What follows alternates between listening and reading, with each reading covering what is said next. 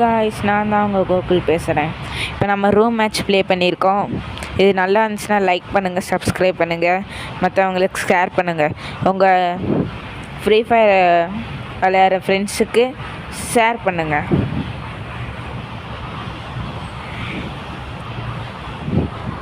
இந்த மாதிரி தரமாக ப்ளே பண்ணணுன்னா நாங்கள் நைட்டு 8 மணிக்கு ரூம் மேட்ச் ப்ளே பண்ணுவோம்.